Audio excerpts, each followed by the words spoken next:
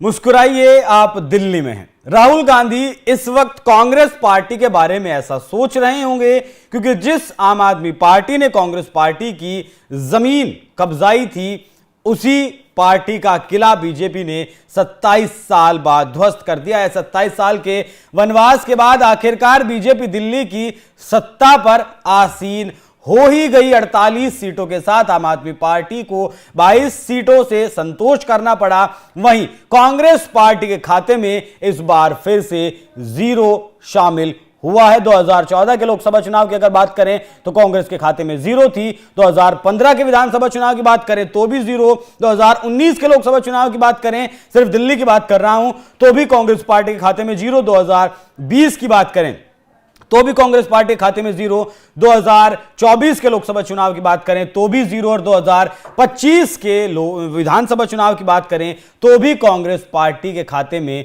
Zero ही शामिल हुई है। जीरो से आगे कांग्रेस पार्टी नहीं बढ़ रही है, या फिर कहें कि एक कंटिन्यूअसली एक ही रफ्तार पर कांग्रेस पार्टी चल रही है। हालांकि 2.1% का इजाफा जरूर वोट बैंक में हुआ। पिछली बार जहां 4.5% वोट बैंक कांग्रेस पार्टी के खाते में गया था, वहीं इस बार 2% बढ़कर ये 6.5% से ऊपर हो गया। यहां एक कहावत और याद आती है कि सनम हम तो डूबेंगे, तुम्हें भी ले डूबेंगे। ये जो अंतर, ये जो मार्जिन रहा है, कांग्रेस पार्टी ने जो ये 2% वोट ज्यादा लिया है, इस मार्जिन से आम आदमी पार्टी को हराने में कामयाब रही। इसीलिए मैंने शुरुआत में कहा कि मुस्कुराइए, आप दिल्ली में हैं। राहुल गांधी ऐसा जरूर सोच रहे होंगे, लेकिन इस चुनाव में इससे भी बड़ी खबर यह है कि 70 सीटों पर कांग्रेस पार्टी ने अपने उम्मीदवार उतारे थे, जिनमें से सिर्फ 3 उम्मीदवार ऐसे रहे जो अपनी जमानत बचा पाए।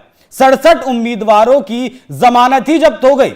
सिर्फ एकमात्र 70 में से एक कैंडिडेट ऐसा रहा जो दूसरे नंबर पर आने में कामयाब रहा, और 2 कैंडिडेट ऐसे रहे जो तीसरे नंबर पर आए हैं। पहले नंबर पर आने वाले जो कैंडिडेट हैं वो अभिषेक दत्त हैं, जिन्हें कस्तूरबा नगर से कांग्रेस पार्टी ने टिकट दिया था। नागलोई जाट से रोहित चौधरी और बादली से देवेंद्र यादव शामिल हैं। ज्यादातर कांग्रेस उम्मीदवार तीसरे नंबर पर ही रहे, बल्कि कुछ सीटों पर तो ऐसा भी है 2 सीटों पर AIMIM लड़ रही थी, असदुद्दीन ओवैसी की पार्टी, वो उससे भी नीचे रही। अलकालांबा जो चुनाव लड़ रही थी वो भी तीसरे नंबर पर रही। तो सिर्फ एक उम्मीदवार दूसरे नंबर पर रहा है। 67 उम्मीदवारों की जमानत जब्त और 70 की 70 सीटें तो आप हार ही गए हैं। लेकिन किस तरीके से केजरीवाल का जो गणित है वो खराब किया है कांग्रेस पार्टी ने, आप वो भी समझ लीजिए। पिछले चुनाव में 2020 के चुनाव में लगभग 53.5% वोट था आम आदमी पार्टी के पास और लगभग 38%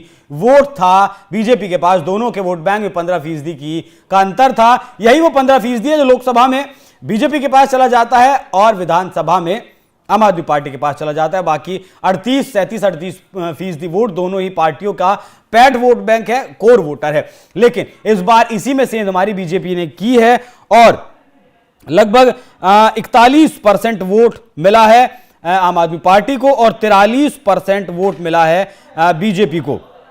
यही 2% का अंतर रहा, जिसकी वजह से मनीष सिसोदिया जैसे कैंडिडेट लगभग 650 वोटों से हार गए। अरविंद केजरीवाल लगभग 3100 वोटों से हारे, माफ कीजिएगा, लगभग 4000 वोटों से हारे।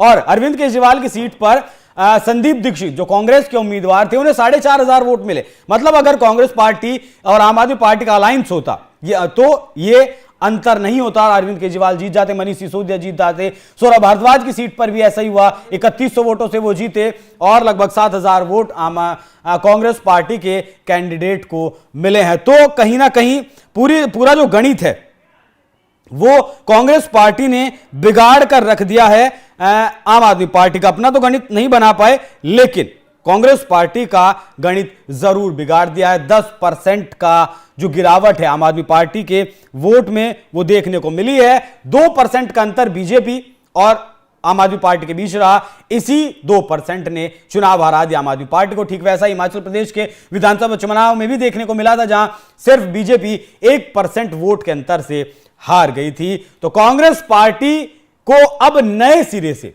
सोचने की जरूरत है, समझने की जरूरत है। देश की सबसे पुरानी पार्टी, शीला दीक्षित जैसी नेता, उनके बेटे सिर्फ 4500 वोट ही ले पाए। 15 साल शीला दीक्षित ने दिल्ली पर शासन किया, दिल्ली की मुख्यमंत्री रही, उसके बावजूद भी अगर आपका वोट बैंक सिर्फ 6.5% तक पहुंचता है तो कहीं ना कहीं आत्ममंथन करने वाली बात है। हालांकि कांग्रेस पार्टी के सूत्रों से कुछ वरिष्ठ पत्रकारों को जब हमने सुना तो ऐसी खबर भी निकलकर सामने आई कि कांग्रेस पार्टी चाहती थी कि बीजेपी ये चुनाव जीत जाए, जिससे कि आम आदमी पार्टी से अगले चुनाव में लड़ने में उसे मदद मिले। जो जमीन आम आदमी पार्टी ने कांग्रेस की ली थी, उस जमीन पर दोबारा से फिर से वो मेहनत कर पाए, क्योंकि अगर सीधे तौर पर टक्कर बीजेपी से होगी तो आसानी रहेगी कांग्रेस पार्टी को सफलता हासिल करने में या फिर सफलता हासिल करने की कोशिश करने में। तो राहुल गांधी और कांग्रेस पार्टी का जो आलाकमान है, नेतृत्व है, उसे सोचने की जरूरत है कि 67 सीटों पर अगर आपकी जमानत जब्त होती है तो ये खतरे की घंटी आपके लिए जरूर है। इस खबर को आप कैसे देखते हैं, कमेंट कर में जरूर बताइएगा। नमस्कार।